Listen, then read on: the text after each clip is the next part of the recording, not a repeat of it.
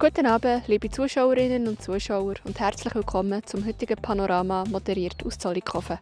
Heute haben wir folgende 3 Beiträge für euch in der Sendung. Die Bodan AG Papeterie und Buchhandlung an der Einkaufsmesse Ornaris, Rekordzahlen in Grindelwald und der Traum vom grossen Geld.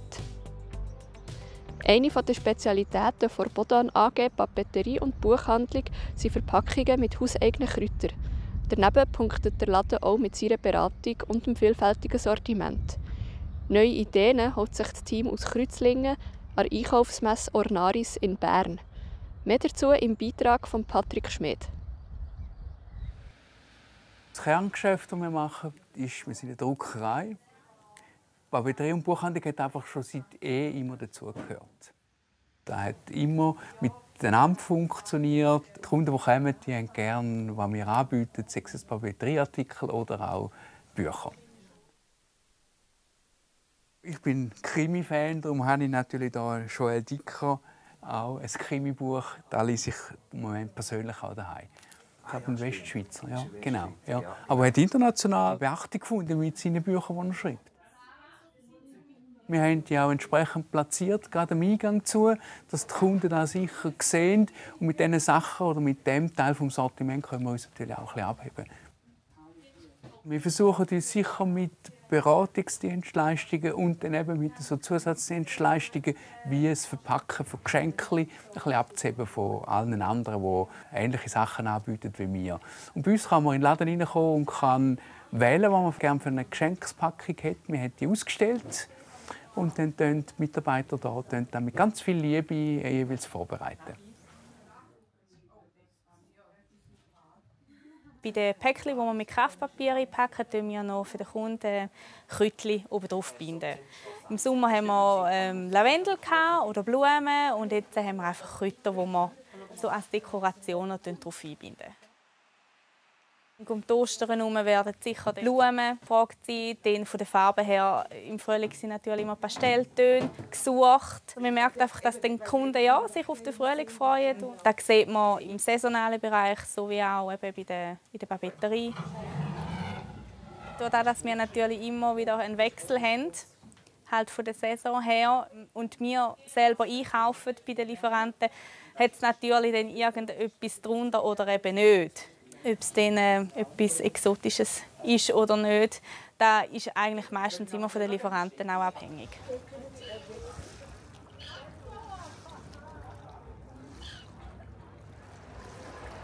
Wir sind knapp 2 Stunden angefahren, aber es lohnt sich immer für Ornaris hierher zu kommen. Ja. Das ist auch unter dem Bereich Handmade, wo einen sehr grossen Stellenwert hat dieses Jahr, was ich sehr schätze und auch selber sehr vertrete, weil ich habe selber ein Handlettering-Atelier und auch Postkarten designen. Also Handmade ist für mich sehr ein grosser Punkt, den ich wirklich wichtig finde.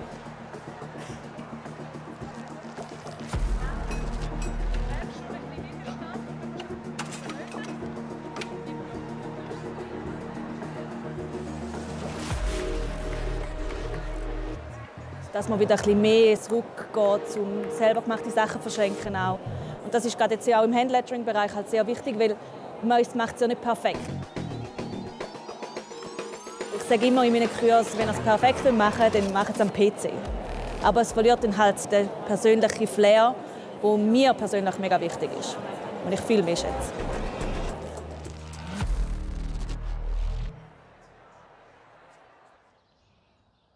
Grindelwald wird offenbar immer beliebter. Das zeigen auch neueste Zahlen vom Bundesamt für Statistik. Mehr als 830'000 Logiernächte sind im letzten Jahr verzeichnet worden.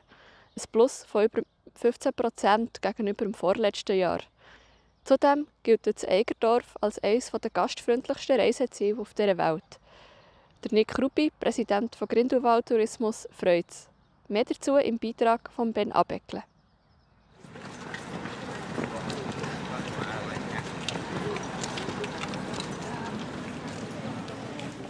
Das ist ein fantastisches Kompliment an uns. Es ist also, mit uns meine ich natürlich, dass sind alle Einwohnerinnen und Einwohner, die Wohnungen vermieten, das sind alle Hoteliers, die Zimmer geben. Das ist ein Feedback von Gästen, unbestechlich, das uns sehr stolz macht. vor allem, wo unser ganzes Tal darf stolz sein drauf.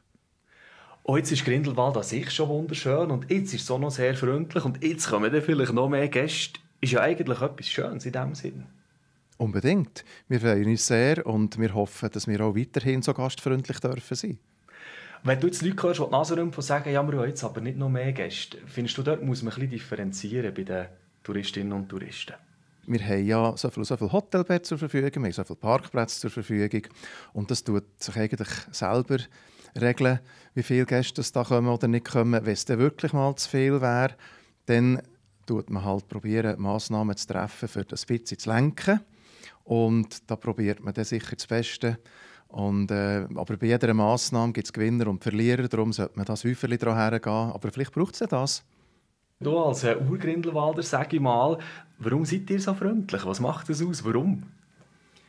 Wir sind stolz auf unser schönes Tal. In Grindelwald den Gletschern bei, da kann man gäbig leben.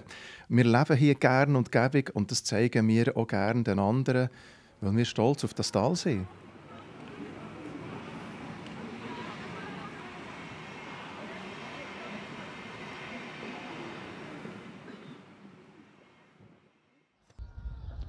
Was würdet ihr mit 61 Millionen Franken machen? Den Job kündigen und ab in die Ferien oder doch lieber anlegen und sparen? Diese Frage dürften sich aktuell so einige stellen. So viel Geld gibt es nämlich aktuell bei Swiss Lotto im Jackpot zu gewinnen.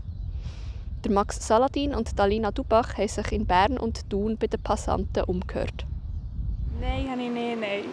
Also Papi, ich bin nur seinen Lottoschein einlösen.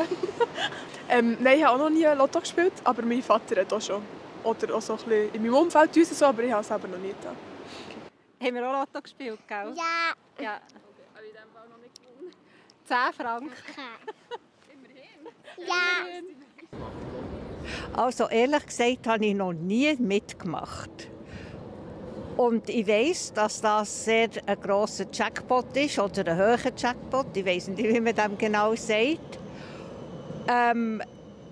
Ich werde nicht spielen. Und mir natürlich gleich überlegen, was würde ich machen, wenn ich zu ganz viel Geld käme. Ja, ich habe zufälligerweise letzte Woche mitgemacht, das erste Mal und das letzte Mal im Leben. Und habe 5 Franken eingesetzt. Ja, sogar gewonnen. Ich habe, glaube ich, 22 gewonnen, weil ich 3 Zahlen richtig habe.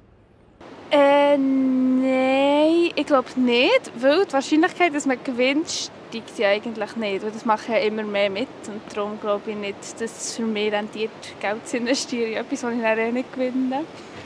Also für mich, glaube ich würde vielleicht schon eher mitmachen, aber ich wäre jetzt nicht so die ganze Zeit probiert, sondern echt so einmal wahrscheinlich.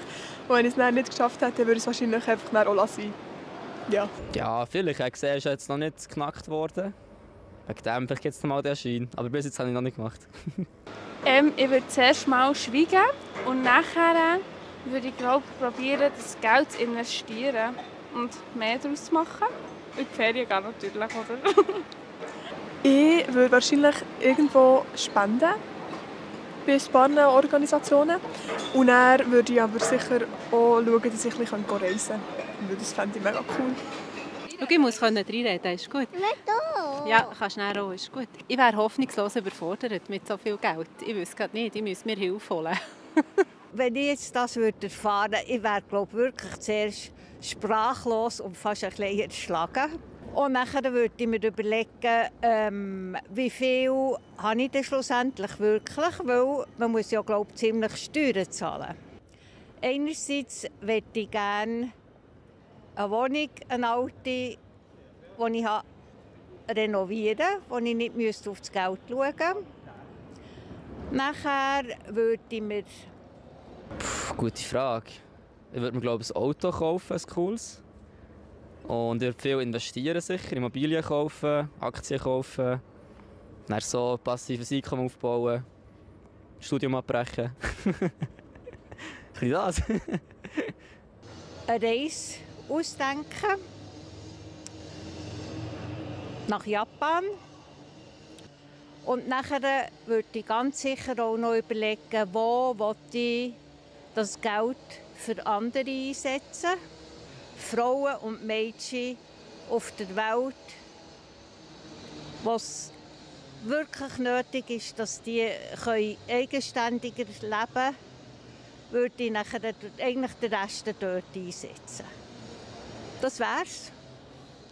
Das wär's vom heutigen Panorama. Mehr Infos zu den einzelnen Beiträgen findet ihr wie immer auf der Webseite oder im App. Jetzt geht es noch weiter zu den Kollegen von Meteo News und dem Wetter.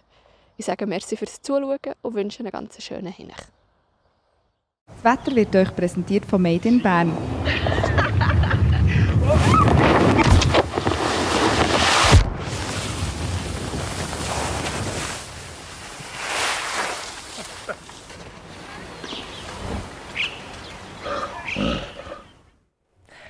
Schon länger war klar, dass es der mildeste Februar ever wird und er vielerorts milder war als der durchschnittliche März. Der Februar war temperaturmässig kein Wintermonat, sondern ein richtiger Frühlingsmonat. Herzlich willkommen bei Ihrem Plattform J-Wetter für den Kanton Bern. Ja, ein Frühlingshaft inklusive einem Hochdruckwetter, so verabschiedet sich auch der letzte Tag vom meteorologischen Winter. Morgen am Vormittag zeigen sich am Himmel Hochnebelfelder, die Obergrenze liegt auf knapp 1500 Meter. Darüber ist es meist sonnig. In Bern da starten wir mit 2 Grad. Bis am Nachmittag löst sich der Hochnebel meist auf. Am längsten Geduld mit den Hochnebelfeldern brauchen wir im Oberland und es wird ein milder Februarabschluss mit rund 11 Grad in Bern. Es gibt einen tollen Tag zum Wintersporteln oder den Frühling genießen. 0 Grad Grenze liegt auf rund 2500 Meter auf den Bergen. Da geht ein mäßiger Südwind. Und da sind wir schon im März gelandet. Der Start in einem meteorologischen Frühling zeigt sich meist bewölkt und besonders am Vormittag zum Teil nass. Die Schneefallgrenze liegt um die 1000 bis 1300 Meter. Am Samstag können wir viel Vitamin D tanken und der Sonntag zeigt sich besonders am Vormittag mit sonnigen Abschnitten. In der Nacht auf dem Montag lässt der Föhn nach und es erreicht uns eine Störung, inklusive einer sinkenden Schneefallgrenze unter die 1000 Meter. Danach geht es nach aktuellem Modell nicht mehr ganz so frühlingshaft, dafür wechselhaft weiter. Das war es von meiner Seite. Herzlichen Dank fürs Zuschauen und weiterhin eine wunderbare Zeit. Ade miteinander.